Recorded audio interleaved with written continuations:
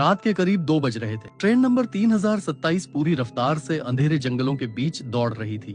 ठंडी हवा डिब्बों की खिड़कियों से टकराकर अजीब सी सिसकियां निकाल रही थी। पूरा ट्रेन लगभग खाली था, सिवाय एक बोगी के, बोगी नंबर 7। उस बोगी में सिर्फ 2 यात्री थे, अरविंद और मीना।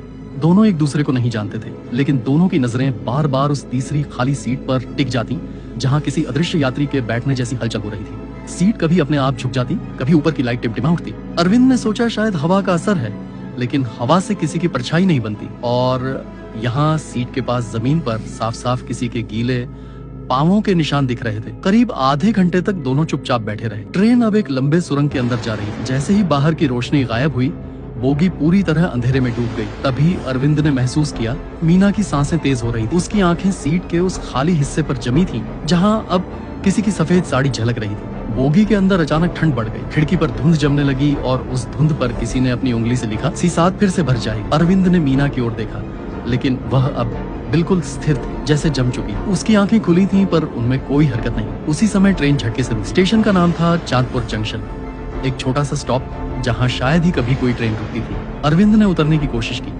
पर दरवाजा नहीं खुला। अचानक लाइट फिर से झपकी और अब मीना की सीट खाली थी। बस हवा में उसकी खुशबू बाकी थी और जमीन पर उसके गीले पांवों के निशान दरवाजे से बाहर जा रहे। डर के मारे अरविंद सीट पर बैठ गया। ट्रेन धीरे धीरे फिर चल पड़ी। तभी उसके मोबाइल पर एक नोटिफिकेशन आया। पिछले हफ्ते ट्रेन नंबर 3027 की बोगी C7 में हादसा, 2 लोगों की मौत। नीचे तस्वीर थी, एक लड़की और एक लड़का।